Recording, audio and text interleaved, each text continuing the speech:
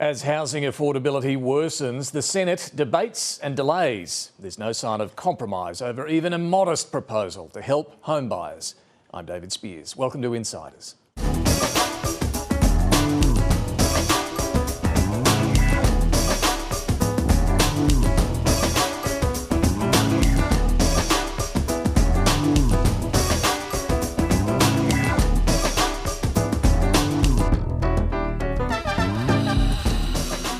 New figures show housing affordability in Australia is now at its worst level on record. Interest rates remain high, property prices are still climbing, buying a house is simply beyond reach for many. This will be a major issue at the election, but during the week, senators couldn't even hold a vote on Labor's latest measure, the Help to Buy scheme, which involves government co-ownership to help some into the market. The Greens and the Coalition teamed up to further delay a decision on the bill. Tempers flared, with Labor rounding on the Greens and all sides blaming each other for the worsening housing crisis. This week, the Senate is sitting. This is an opportunity for us to improve housing supply. Well, the federal government's Help to Buy housing scheme is facing a tough path through the Senate. Great. I got this. We want the Coalition and the Greens to come into the Senate and do their jobs. Help to Buy legislation needs to be passed today. Division required. Ring the bells for 4 minutes.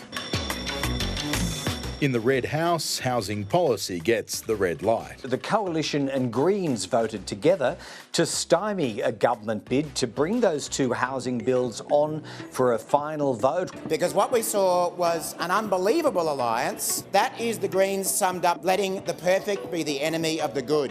The Labor government is throwing a tantrum. You vote no and you vote no. You are failing to convince people of the merits of this policy. You are waltzing down the Queen Street Wall with the Australian in your seat. Order on my left. We've had developing news today. The Prime Minister refusing to rule out a double dissolution election. Well, wait and see. This is us forcing the issue. No longer are we going to be held to ransom by the Greens. We have a bulldozer approach from this Prime Minister. If this is a bulldozer, it's a pretty slow bulldozer. I tell you a way to avoid a DD. It's for the Coalition and the Greens to vote for legislation that they support. We'd prefer to do what we've done on previous legislation, which is negotiate, improve and pass. They are not genuine about negotiating. Capital gains tax concessions are a big part of the reason that so many renters and first home buyers are getting locked out at the moment. So, congratulations! Are those tax policies completely off the table for you? Well, Patricia, I don't answer those sort of questions in the way that... You mean good ones? Yeah, New figures revealing Australia's unemployment rate is unchanged at 4.2%. Those jobs numbers are propped up by migration, but that comes with housing challenges. And this is why Australians can't afford to buy a home. It's why the rents have gone through the roof. Mr Dutton and the Liberals created the housing crisis. The Albanese government is trying to fix it, and the Liberals and the Greens are deliberately getting in the way. My guest this morning is Health Minister Mark Butler. First, let's check what's making news and a couple of stories in the health space. The ABC's Stephanie Dalzell reports doctors are still being instructed to conserve IV fluids, despite the government securing additional supply and giving an assurance there'd be more than enough for the next 6 months. A senior clinician at one major Sydney hospital says they're being asked to act as gatekeepers for which patients will get critical fluids. In the 9 newspapers, the price of illegal vapes has surged since the nationwide ban began, fueling concerns about a lucrative black market. Under the laws that came in from July, vapes can only legally be sold through pharmacies, but they do remain readily available in tobacco and convenience stores at significantly higher prices. Also in the 9 papers, the number of people seeking asylum in Australia has hit a 6-year high, and a record number of people are on shore awaiting a decision. Huge backlogs and a 5-year wait time for a decision, giving people already in Australia on a temporary visa an incentive to lodge an asylum claim so they can continue to stay in the country.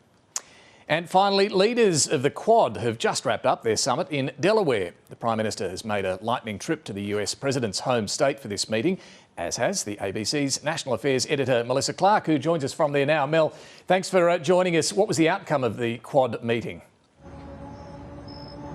Well, the Quad really expanded its remit in this meeting in Delaware. Normally it's focused on security, and there was certainly discussion of China, its actions in the South China Sea, the North Korean regime as well. So security is still the primary focus of the Quad meeting, but there was a different emphasis this time, pointing to new cooperation on maritime issues in the Pacific, announcing that there will be, for the first time, joint patrols of coast guards of the 4 countries in the Pacific to really keep an eye on illegal fishing and other unlawful activity.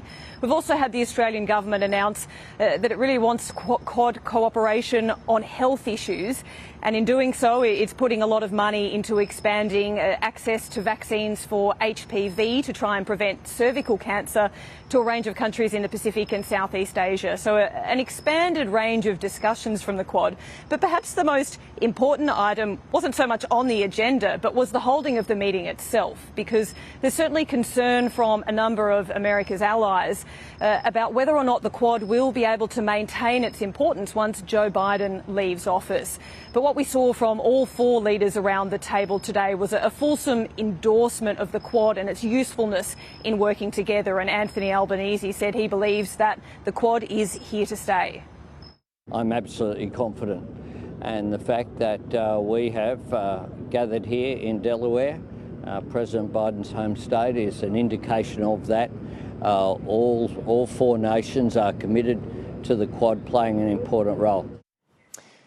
And Mel, we heard the Prime Minister point out they're in Joe Biden's home state. They've been at his old school where you are holding this meeting. He visited his home as well. Clearly, Anthony Albanese has great admiration for Joe Biden. Does he also have some trepidation about who might follow him after November? Look, there's certainly a lot of concern, not just from Anthony Albanese, but the other Quad leaders here as well, about what their fate might look like if there's a change in administration to a Republican-led US presidency by Donald Trump, and what that might mean for cooperation. Anthony Albanese has said all of the diplomatic things you might expect from a seasoned politician when asked about the prospect of a return of Donald Trump to the White House. But given the concerns are there from the Quad members, it's perhaps worthwhile looking at the role that the Quad is playing.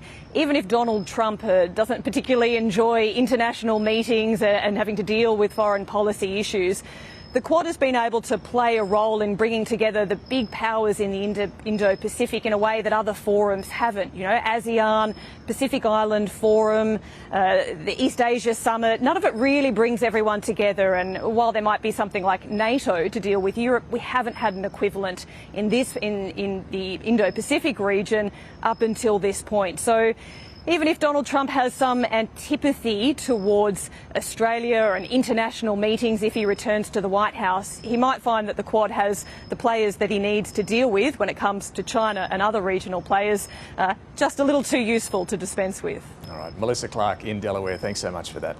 Well, time to talk to our panel, and we're going to start with housing this morning. Labor, the Greens and the Coalition, they just can't seem to work together on this one. The Help to Buy scheme isn't a silver bullet. It's not going to solve everything, but it became a proxy for the bigger election debate that's coming. Political positioning over the housing crisis is now clearly taking priority over finding common ground. Let's see what the panel makes of it. We're joined by Sam Maiden, Crowe and Shalailah Medhora. Very good morning to all of you. Good morning. Sam, Help to Buy, I think it's, well, just to explain, it would help up to 10,000 people into the market. Government would be a co-owner, a shared equity arrangement. But is it fair to say there wasn't a lot of focus on the detail of this particular policy idea during the week? It was a bigger debate about the housing crisis. Yeah, that's right. I mean, basically there are 3 camps here that have 3 different ideas. The Coalition wants us to be able to access our super in some respect. The Greens want the government to do something about negative gearing, and Anthony Albanese wants to have a nibble around the edges with some of these schemes. I can completely understand the frustration of the government. They went to the election with these ideas. No, as Claire O'Neill says, it's not a silver bullet, but it is something. You can understand why they're frustrated they can't deliver that to people. And I can understand why people that might be waiting for that scheme would be really frustrated as well at the idea that they might not be able to access it.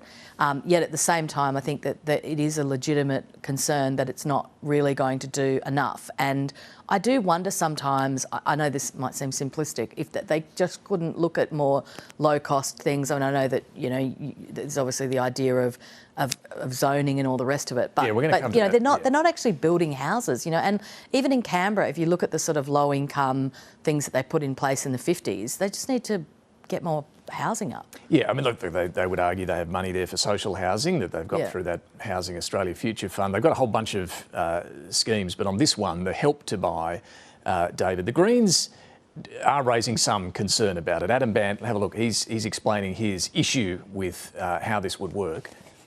We put the government's bill through a pretty rigorous Senate inquiry, and what we found was this, that 99.8% of renters are locked out of this scheme. There's not places for them. What it will do for them, according to the economists who came before the Senate inquiry, is actually push up prices. Yeah, one of those economists was Brendan Coates from the Grattan Institute. He did say it would have a very small increase price on the price pressure, but only by 0.016%. So not a big... Because it's a relatively small scheme. I mean, it's a targeted scheme. It helps some people on lower incomes who need some help to get into the market, but it's 10,000 people every year. So therefore, it helps some, but it's not the solution to the entire problem. One of the... Not even a solution to part of the... small part of the problem. And one of the frustrations, I think, this week is the negotiations over it weren't really about here's what we do with Help to Buy to change it. Instead of just being $5.5 billion in shared equity, we'll amend it to be a different kind of shared equity scheme, because let's face it, the Greens are in favour of shared equity schemes. That's in their election platform. Yeah, look, their idea is to have kind of what Sam's talking about, government actually owning and building these shared equity houses, not private. And so you end up with an argument about a Labor bill, about things that I don't think Labor can realistically address. And I don't think that was a really good faith negotiation, because let's face it, they want Labor to break an election promise on negative gearing. They want to do rent caps nationwide, which is really a state responsibility. And they also want to do major state-run and owned public housing, which is a big, big thing, right? So I think amending a $5.5 billion scheme to get all those three things, I don't think was really a good faith negotiation. You can see why the government was really unable to say, OK, sure, we'll break an election promise on negative gearing just to give you what you want in the Senate. Yeah, and we'll get to the politics of, you know, who then had the better week in terms of this political argument that everyone knew was coming this week. But on the policy itself, Shalailah, what do you think? There are a bunch of different things the government's trying to do. Young home buyers or renters seeing that, do you think, and thinking they're good ideas? I think that there's a very large proportion of younger people particularly who have tapped out, who just don't think they'll ever be able to own a home. And part of what the positioning that we're seeing from the Greens is that they're the only party at the moment who are talking specifically to renters who have no ambitions or who feel like they're locked out of the market. And that is a growing percentage of the population. So I think this is all posturing ahead of the next election for the Greens to be able to say, see, the major political parties don't care about you as renters. They don't understand the difficulties that you're facing as renters. And we are the only people who are pushing to have some sort of, some sort of solution for you. It's in the Greens' interests to continue that conversation because they're the only people who are talking to that segment of the population. They were certainly using this week to send the signal that we want to do something much bigger, something much grander. Even as you say, David, Labor's not going to do negative gearing and capital. But they're going to have to do something, because the thing is that even though it might not be good for people long term, the idea that people can access their super is very compelling, right? Because for people that want to get into the market, you can access your super to get a boob job. You can access your super in some cases to get, plastic surgery, a tummy tuck after pregnancy. It depends on certain things. I think there are a few rules around. Sure, but my point is that you can access it for things that you might think that putting a roof over your house was more important. Yeah. And so I think that that policy isn't actually very popular with young people because they have no super. No one under the age of 30 has wasn't there really some remotely figures this week that said that it would favour those no, I'm at not an older age? You've got a bit of super. Yeah, I'm not suggesting it's a good idea, but what I'm saying is Labor needs a big idea like that. because I think right now they don't have one. Well, talking big ideas, where has actually success happened when it comes to the housing market? We don't have to look too far. Auckland, some years ago, made some bold changes on their zoning laws, and what do you know? They've seen a lot more medium density townhouses built. Prices, rents have grown at a much, much slower rate than the rest of New Zealand or indeed Australia. I did speak to Stuart Donovan, he's an urban economist with the think tank Mosu, about this for the podcast this week. And look, how they managed to do it there, but also what he thinks of the various ideas, including Help to Buy here in Australia. Giving people more money to compete for the existing stock of housing is generally just going to push up the price. and maybe tilt it in favour of first-time buyers over investors and renters. And I feel like it's kind of missing the point, which is that there's too few houses to buy or to rent. Yeah, so look, you can watch that full conversation. The QR codes are there, but basically he's saying you've got to change the zoning laws. And we're seeing some states, Chris Minns in New South Wales, trying to do that.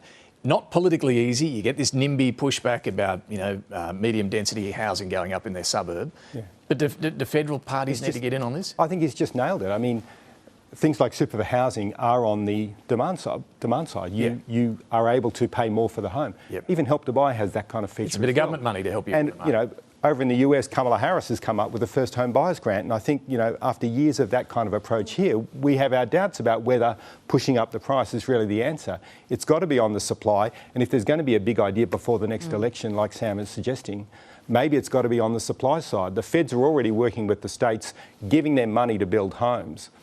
But in terms of... Is that something they perhaps need to go further on and say... It's already like 5, 6, 7 Here are some incentives to urgently get more medium density housing going. Yeah, but where are the tradies to build these houses? They don't have enough workforce. There are building material problems, so the cost of construction is a major, major impediment, plus the planning laws. Plus the industry itself hasn't necessarily been terribly innovative with ways to come up with like really quick, housing solutions. It's not in its interest. The big danger, I think, in this debate is all the sugar hits can be really popular. And I still remember when, John Howard brought in the first home buyers grant, everybody loved it. And I remember, because I'd bought a house in 2000, the value of my house between 2000 and 2004 almost doubled, thanks to John Howard, because first home buyers scheme just, ratcheted up the prices of houses. Just on the negative gearing aspect, you mentioned, obviously it's an election promise, but we've seen with the stage 3 tax cuts, for example, that the government can and has made a case to the public that times have changed and therefore promises need to change with them.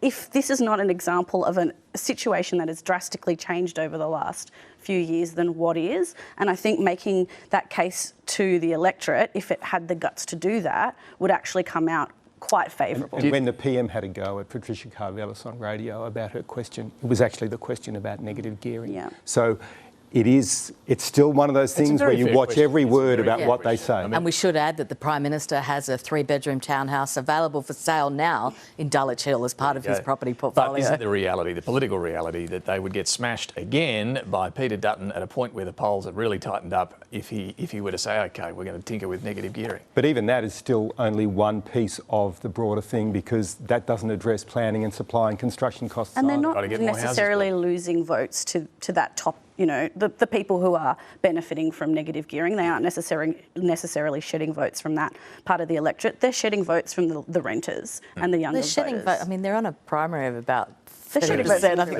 realistically they're losing to Peter Dutton's answer, as you mentioned, is getting into your super. They're going to do that policy again that they took to the last election. But also slashing immigration is Peter Dutton's solution here as well. And we know he said he'll cut net overseas migration by a further 25% or thereabouts. We saw some figures during the week that showed the government is struggling to get that migration number down. So we got figures for the March quarter of last year. So each of these columns is we're still waiting for the final quarter of last financial year, but you can see it's already jumped up to nearly where the government forecast for last financial year of just under 400,000. They're almost hitting that already before you even get that June quarter migration figure. So they're going to blow right past that forecast for last financial year. Peter Dutton, we yet to see how exactly he'll get it down. Well, his number is such a steep fall that it means fewer skilled workers, which means fewer construction workers. So I think the coalition have got to square the circle on what exactly they would do with those numbers. But I think also clearly there is a kind of a social contract on migration.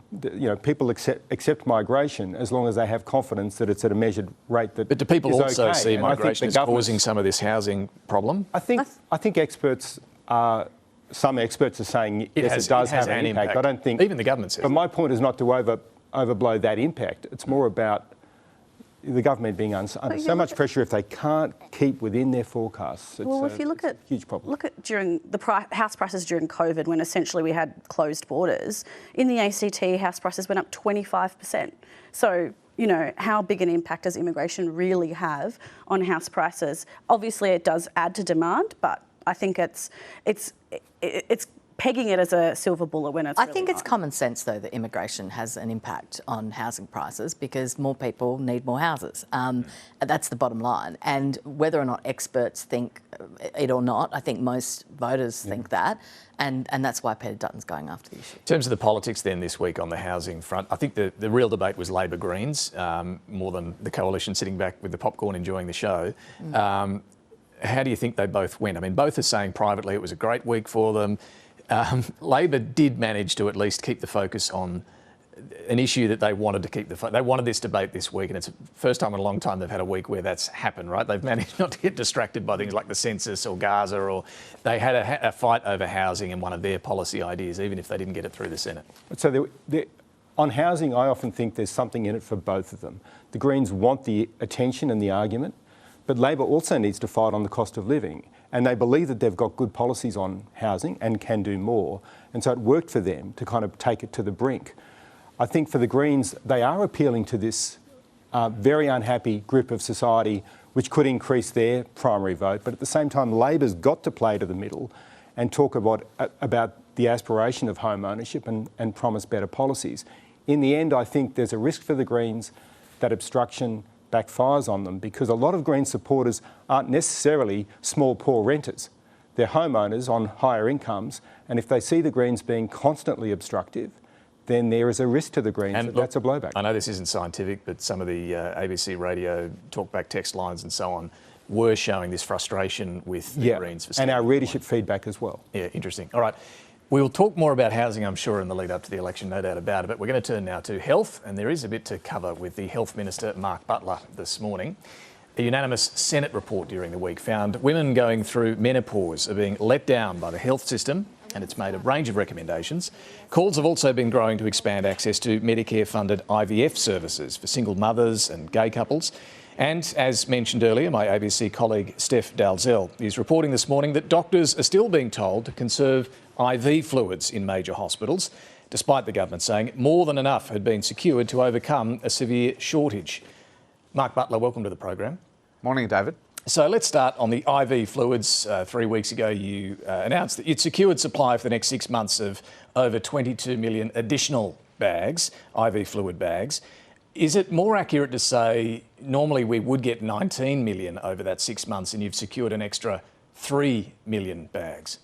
Yeah, so we'll have millions more than we need, but the group that we've pulled together to monitor what's happening through the healthcare system that met again last week has said although the situation has very much stabilised, still they want health systems to be using these bags judiciously and cautiously. So we're not through the woods yet, David, but we're certainly in a much better position than we were a few months ago. To be honest, frankly, I think this got under the radar of healthcare systems, whether it was state governments or private hospitals, because we've always just assumed there would always be a surplus of IV fluids or saline bags. And when there was a bit of a supply interruption, it became clear that, first of all, there was no obligation to notify of that shortage, which there is for medicines, for example. So we're now treating IV fluid as a medicine, but also there wasn't much coordination between different parts of the system. So some state governments that had one procurement arrangement were doing quite well with their IV supply.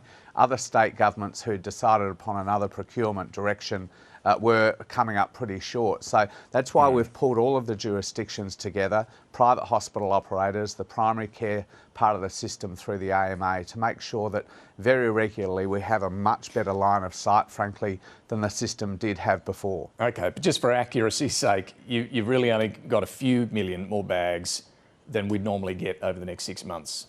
Well, that's right. We'll have more than we need, and also, you sure of that? we're looking at we're looking at longer term security of supply as well. For example, our major manufacturer here in Australia will be opening an additional production line in coming weeks. I've been down to have a look at that over the last few weeks as well. But we need to think, I think, in the more medium to long term about how we can avoid getting into this position again. And it's part of a broader question about our sovereign capability in the area of medicines and medical technology. Okay, but what do you say to those doctors right now who are saying they're having to, gatekeep, conserve, not give patients all that they need? What do you say to them?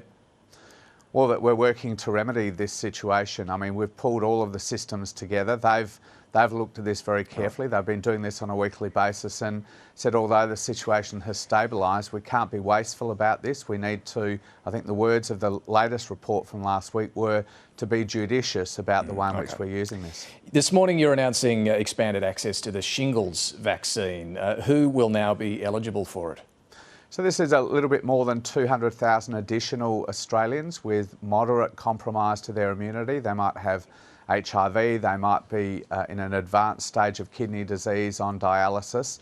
They're about twice as likely as general population to contract shingles, which can be a very, very serious illness indeed. So it expands what is already the most comprehensive shingles vaccine program on the planet. Since we announced it in November, already 1.5 million Australians have accessed free vaccines. They would have been paying $560 for the 2 doses of the vaccine that they need. So already they've saved, $800 million in out-of-pocket costs. This is one of more than 200 new or expanded listings we've made to the PBS and the National Immunisation Program in just 2 years. It's a very big part of our cheaper medicines policy, David.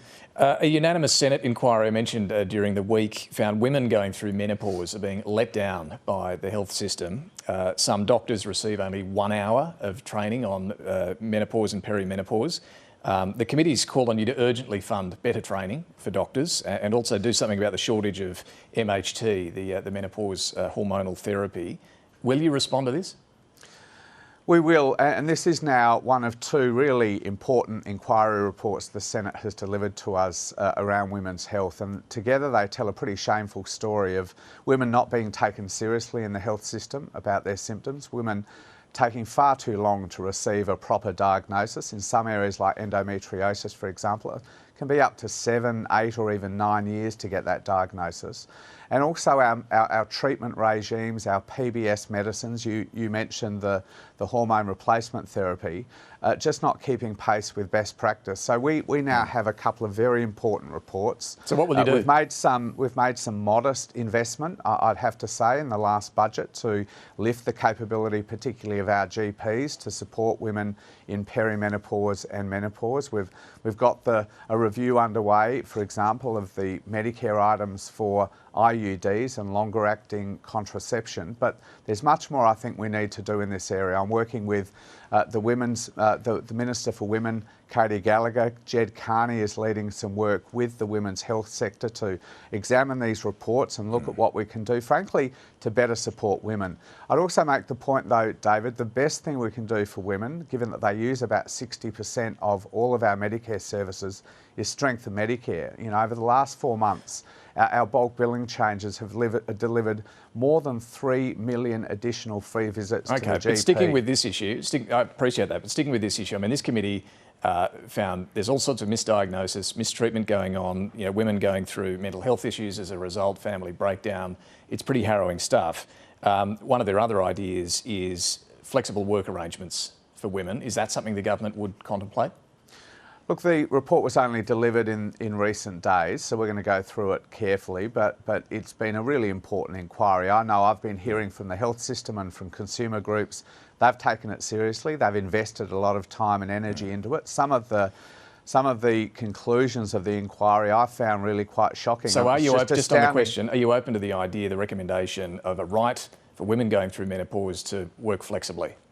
I'm not going to respond to the report today, David, but I want to say that in the area of women's health, these 2 reports now are a really important foundation for us to do more and do better for women. I think some of these findings were shocking. I am astounded that medical students over a long degree would maybe spend 1 hour on perimenopause and menopause. About half of their patients are going to be dealing with this. They are complex conditions that need really complex support. So there is much more we can do for women. On access to abortions, it's not just a few days, it's more than a year since another Senate inquiry into reproductive health recommended, amongst other things, all public hospitals within Australia be equipped to provide surgical pregnancy terminations or timely and affordable pathways to other local providers. This used to be Labor policy. What is your position now on public hospitals providing abortions? Well, we want women right across Australia, particularly in regional communities, to have equitable and safe access to all health services, including termination services. Jed Carney and I have briefed state and territory health ministers on that report, and I really hope that our state and territory colleagues are taking that one recommendation very seriously. I know that was a long discussion we had with health ministers. There are also medical termination services through the MS2 step medications that we've sought in conjunction with the Therapeutic Goods Administration. We have made easier to access for women, including women in regional communities. But as I said, that was also a very important report that we're taking very seriously. We're working through the recommendations, particularly those that are Commonwealth responsibilities. And together with this latest report on menopause, some of the work we've been doing around endometriosis and pelvic pain, on top of the broader strengthening Medicare agenda, frankly, we can do much better for women in the health space, and I'm committed to doing that. Okay, but on this issue of public hospitals providing abortion services, will you make that a requirement under Commonwealth funding agreements? Well, we have no plans to do that. We're currently negotiating public hospitals agreements. State and territory ministers are accountable to their electorates for the way in which they operate their hospital systems. We've briefed them on the Senate inquiry report, made it very clear that the Commonwealth takes the view. This used to be Labor's policy, didn't it? Is it too politically sensitive now? Well, we take the view that state and territories are accountable to their electorates for the way in which they run hospital systems. We've briefed them on this report, and you know, we're negotiating a hospital funding agreement right now. But why aren't you insisting it anymore? Well, we've taken the view that the state and territory governments are accountable to their people for the way in which they do that. We're accountable to people for the way in which we run the medicine systems, for example. We've broadened access to medical terminations. Surgical terminations are a matter for state and territory. So it depends on where you live. On IVF, there was an inquiry that also recommended the government look at extending Medicare-funded IVF services to cohorts that aren't currently eligible. So that includes gay couples, single parents as well. Are you willing to do this? Again, this was another report delivered, I think, last week by Greg Hunt. I'm glad to see he's still contributing after 5 years as Health Minister. There was a Senate inquiry last year that did this as well. So it's not a new idea. So this is an active area of debate, and I have to say this technology has been extraordinary over the last several decades in giving families who can't conceive access to the joy of having children. So anything we can do to broaden access to that treatment and give even more families the joy of having children if they can't conceive naturally, we're very open to. The latest report from Greg Hunt and Rachel Swift has a range of, you know, frankly, very sweeping recommendations, including, for example, the Commonwealth taking responsibility that states and territories have held since the introduction of IVF technology for regulating this area. Obviously, you know, we'd have to have a pretty deep discussion with them about that. What about the idea of Medicare-funded IVF services? And the definition of infertility. Will you make that available to gay couples and single mums? This is only a report that we've received over the last several days. I haven't been formally briefed by the department on it. And I know this has been an active area of debate, so will you do it? But we're not going to make, again, I'm not going to make a decision on your program about this. We will work through all of these recommendations carefully. Are the rules discriminatory at the moment? Are they discriminatory against gay couples? As I said, my starting position is that this has been extraordinary technology for families who can't conceive naturally, and if we can give more families the joy of having children, that's a great place to start. But we're going to work through these recommendations carefully, as I imagine your viewers would expect me to. You've got a bit to work through by the sounds of it, Minister. I receive a report about every week about how we can improve the healthcare system, David. Okay, we'll see where you land on some of these things. Vapes, your ban on vapes, at least sales not through pharmacies. Took effect nearly 3 months ago. According to the 9 newspapers, they're still widely available. Tobacconists and convenience stores still selling them, but at a higher price. What do you make of this? Is the ban working as you intended or not? I never pretended that this would shut down overnight. Let's remember why we're doing this. Vapes were presented as a therapeutic good to help hardened smokers kick the habit, but we learned very quickly that that was not what it was about. It was actually about recruiting a new generation to nicotine addiction. You look at the vapes, the way in which they're presented, their flavourings, where the vape stores set up, 9 in 10 of them were set up within walking distance of schools, and tragically it was working. 1 in 6 high school students were vaping. So we were determined to crack down on this. We introduced the border control on the 1st of January. Already we've seized more than 5 million vapes at the border, and we introduced the retail ban on the 1st of July, and that is starting to have an effect. I know in my own electorate there were 6 or 7 vape stores operating in my electorate. Every single one is now shut, and I'm seeing that around the country. But it's quite clear that some convenience and tobacconist stores are breaking the law. And what's happening to them? Have you got any data on, are many being fined or shut down?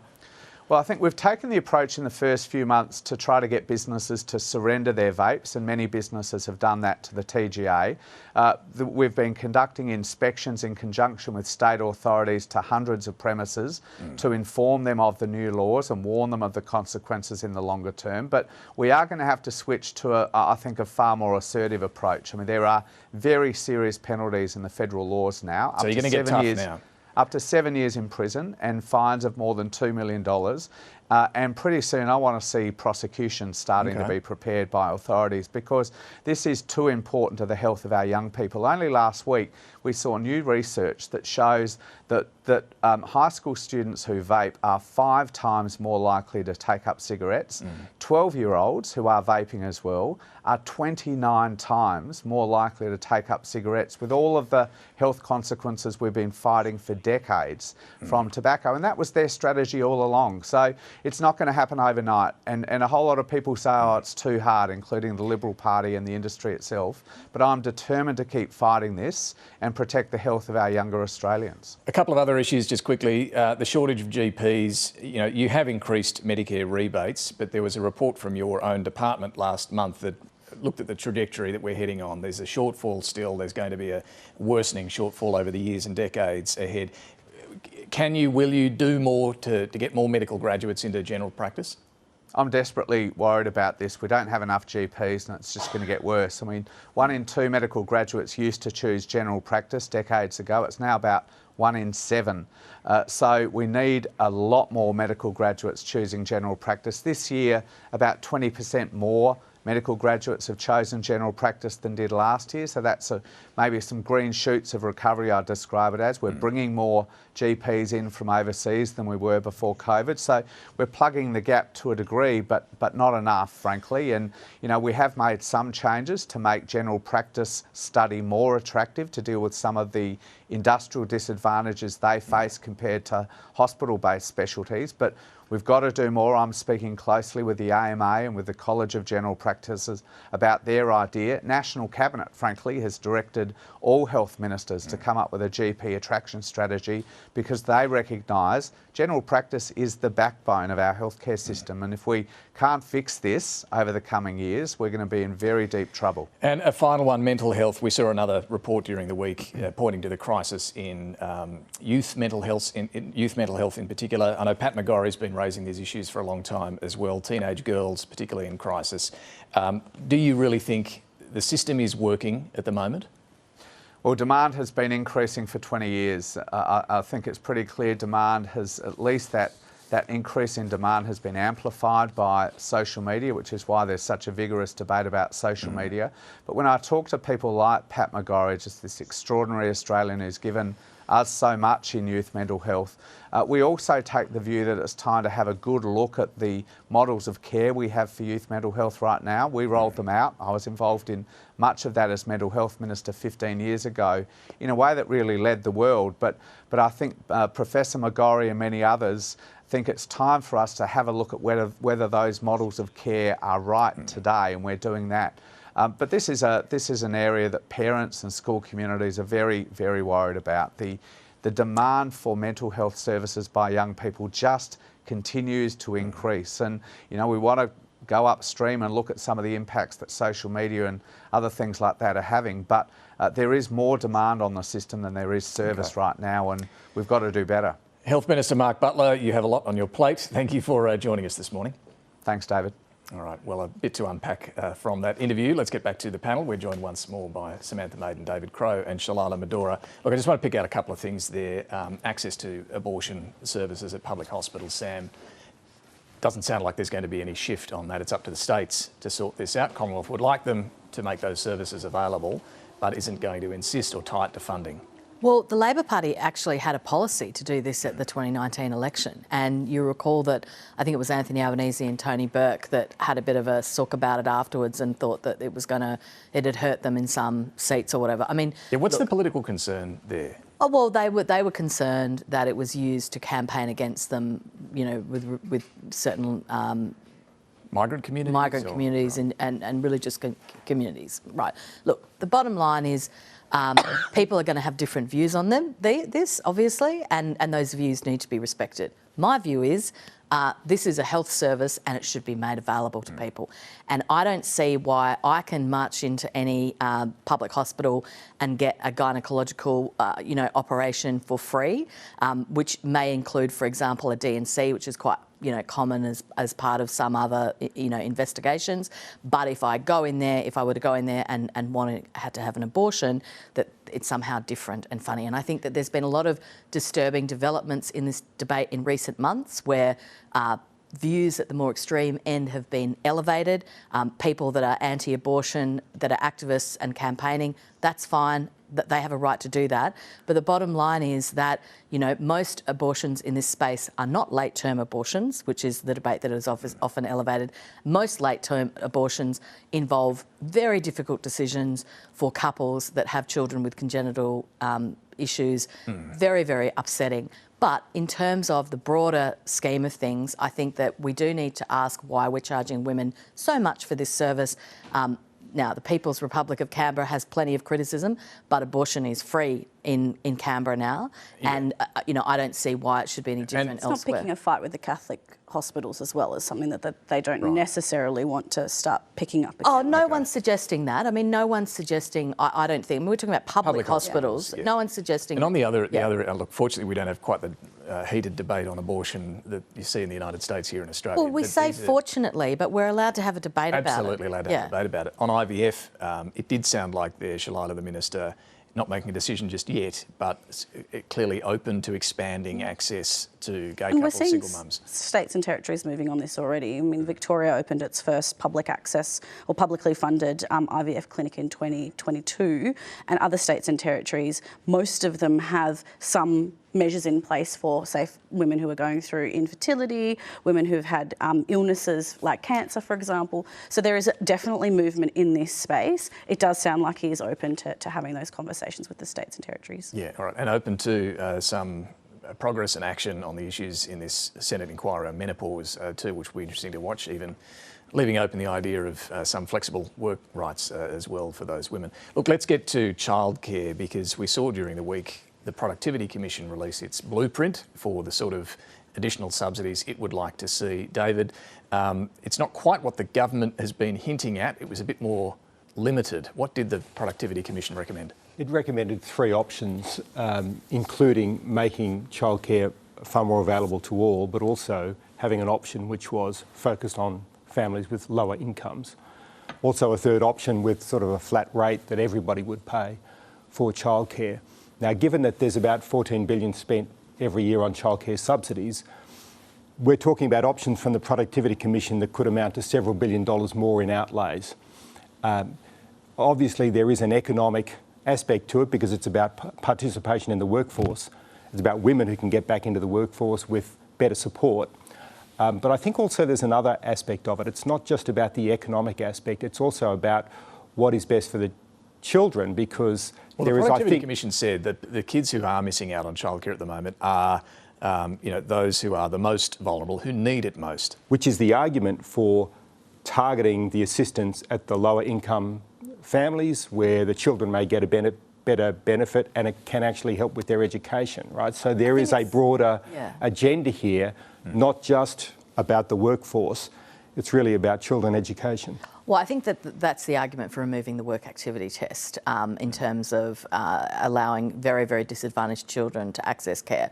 And look, I can understand why people are uncomfortable with that, and it does seem counterintuitive, but basically for that very small group of children who in some cases desperately need to be put into an environment that is calm and organised and learning, if that work activity test can basically stop them accessing that, I think that's a problem.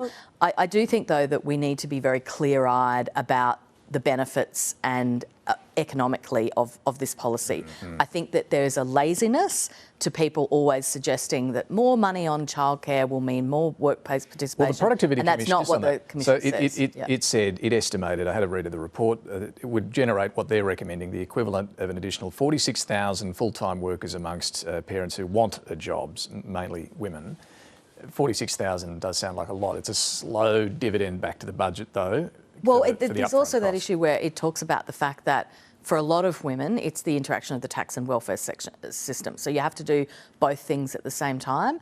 And so for you know, and look, I see it all the time for my troubles. I'm a member of a large group of unusual Facebook groups, but when you look at the sort of thing mums and women are talking about on these Facebook groups, they're not always just talking about the impact of those rebates. What they're actually saying is, if I do this, I'm going to lose that. That's what they're worried about. And the government is not, the government's not talking about that yet, because I think the signals are clear. Labor wants to go to the election with more on childcare. At the last election, Anthony Albanese made childcare something that was pretty much iconic for him. He wants it to be one of his legacies. But how do you do that without addressing the tax side of it? What's he going to do? Well, look, this activity test aspect is potentially the most controversial part. The government hasn't yet made, you know, any kind of inclination about whether they will accept that. But report after report, government-backed reports, have found that the activity test actually hinders particularly low-income women from going back to work. These women who might work casually, who might not have regular hours, they're the ones that are impacted the most by this. Since 2018, we've had a number of reports, including the Sam Maiden-backed Women's Economic Participation Report, that have called for the activity test to be scrapped. But there is this perception that it leads to more women going to work by having the activity test. In fact, report after report has found that's not the case. Whatever you do, it's going to cost. I mean, Productivity Commission's plan was an extra $4.7 billion a year. If the government goes further than that, obviously a higher cost. Where's the money come from? Also, where are the workers coming from? I mean, there might be workforce participation gains, but childcare is stretched right now in terms of building new childcare centres and getting new workers. And where they're being built as well seems to be concentrated in economic advantage, economically advantaged. And, identifying other areas of the budget you can find that savings, not proving easy at the moment. Let's turn to workplace laws, because the industrial relations contest has really been gathering ahead of steam. We've had the Minerals Council and the Business Council weighing in. Clearly more willing now to muscle up to the government, make it clear they don't like what they've done on industrial relations, that it's costing investment, making it harder to hire workers and so on. Government's not taking a backward step on this, and with Peter Dutton and the Coalition now signalling they are prepared to roll back and review some of these changes on multi-employer bargaining and same job, same pay, the government looks like they're rubbing their hands together, waiting for an election campaign over this. Murray Watt was rehearsing some of those lines. Make no mistake, Peter Dutton and the Coalition are the biggest threat to Australians' wages and workplace conditions since work choices. Peter Dutton would have his hand in millions of workers' pockets the moment he got to the lodge. Written and authorised by. I mean, it sounds like a campaign ad, doesn't it? It's interesting because the Coalition, since work choices and Tony Abbott's declaration that it was dead, buried, cremated, they haven't been willing to have an election fight over IR issues. Do you think Peter Dutton is? I think all the signs are that he is, because the Coalition's getting a lot of positive reinforcement from the business community that they're right. So they're going pretty hard. And we saw the optics of that this week because, of course, Anthony Albanese went to a dinner with the Business Council of Australia and they were having a go at populism in politics. I mean, I think they were aiming at both sides there, but clearly they're not happy with multi-employer bargaining, this big change that came in late 22. We're still yet to see how that washes through the economy, but business is saying that's got to be stopped. and Peter Dutton is totally on side with business on that. So they get that positive message from the business community. Labor, on the other side, has the right to disconnect law. And most people won't be too concerned about multi-employer bargaining. It's a very arcane aspect of IR law. The right to disconnect is something most people can relate to. Yeah, I think that's so gonna you be a get lot an of fun. election Yeah. where the coalition's saying, look at this economic warning from the business community, and Labor is saying, we're giving you the right to disconnect, and Peter Dutton wants to take it away. So I think that's going to be a really after hours. I don't know. I think, look, the whole right to connect thing is so fuzzy, right? Because, like, what does it really mean? Like, you can It means send you can someone... negotiate with your boss. Well, right? but you can send someone an email. You don't have to read it. Like, and look, as I have previously said in other public forums, I love being connected all the time. Send me your late night texts, politicians. I love it. But not everyone does, and I respect that. But yeah, I just think that there's going to be so much fun. And there's about also that there's the debate. same job, same pay for labour hire workers. Now, that's not going to apply right across the economy, but there are mining workers, airline workers. There's also the fact that Labor can point to the fact it's delivered pay increases for the lowest paid workers, childcare workers, aged care workers. It backed that Fair Work Commission looking into that. So Labor can point to the runs it has on the board and say, we are legitimately for some of the lowest paid workers in Australia. And it's a difficult cost of living argument for Peter Dutton to make. Yeah, look, it's a far more retail argument that Labor will be able to make with the unions as well. But Peter Dutton's got to make that national interest case, doesn't he, that this is slowing down investment and productivity. And the thing, I think, in fairness, to point out, the real problem for the government here, real wages have not gone up. Inflation, no matter what the pay increases, inflation is just eroding it all. And so I think it's gone up the work from home lately, but not I mean across the term. Yeah, there's lots of things that are real water cooler issues in Australia at the moment, and work from home is one. You know, like on news.com, whenever we write stories about that, people are super interested, and the right to disconnect. And some of those big companies sort of winding back those work from home arrangements as well. All right, our panel, Shalailah Medhora, David Crowe and Samantha Maiden, will be back very shortly with some final observations. Time now for Mike Bowers and Talking Pictures.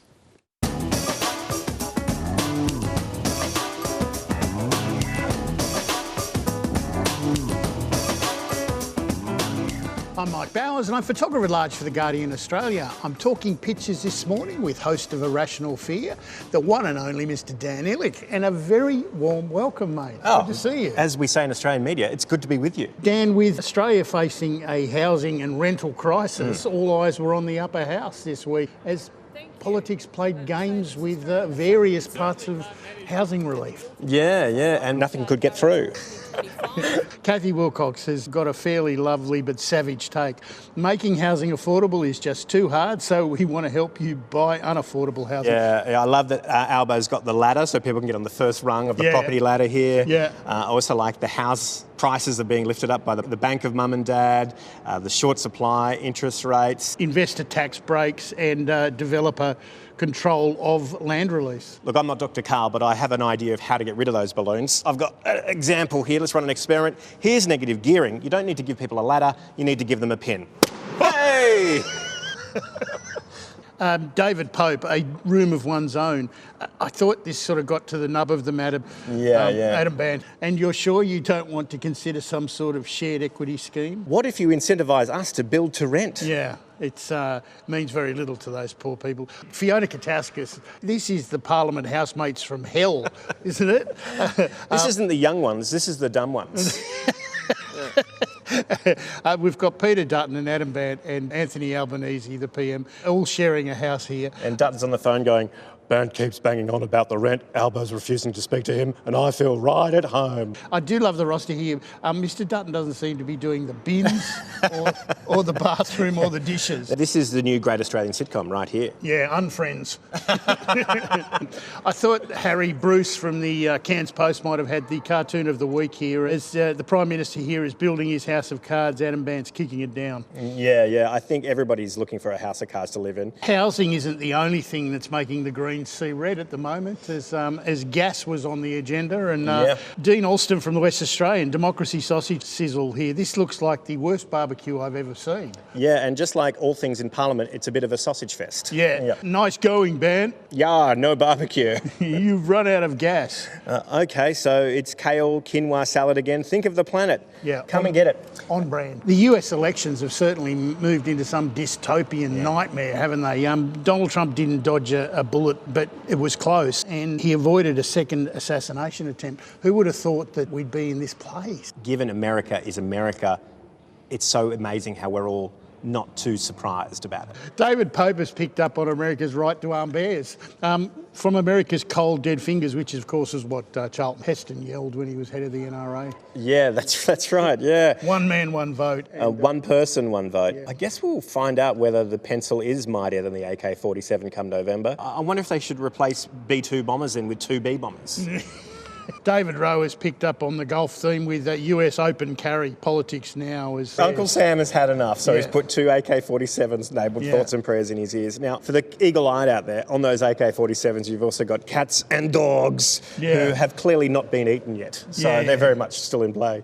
I did love John Kudelka, who's, it seems like the Robodebt Royal Commission outcomes have dropped into the area of Arthurian legend. That's right, total myth. We've got a public servant saying, they say whoever draws the letter opener from the stone shall unleash the sealed section, slay the robot and bring justice to the peasantry. Anyone given it a go yet? It might give the peasants ideas. Yeah. It's sad, really. They haven't even got to what you call the low-hanging fruit. Yeah, totally low-hanging fruit. Dan, it's been a great pleasure unpicking events this week. I'll let you do the honours. Back to you, David Speers. Thank you, Dan. Ilic. Thank you, Mike. Let's get some final observations. Shalailah.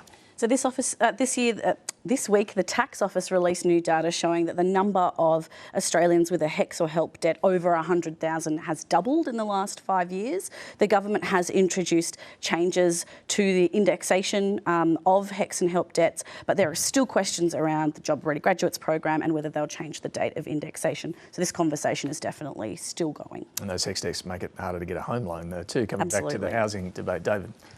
Industry Minister Ed Husic delivered a speech last night, the Light on the Hill address, in honour of the iconic Labor Prime Minister, Ben Chifley. And there's this lovely quote from Ben Chifley in the speech about Labor's, about Labor values. You have to be quite clear about what you believe in, whether popular or unpopular, and you have to fight for it, which I think is one of those big sort of questions everybody's wondering about where the government's going ahead of the next election. Great quote to remember. Is admired in mediocrity, as Bill Kelty. Well, I was going to make a different observation, but after that, is Ed Husic being a bit rude there?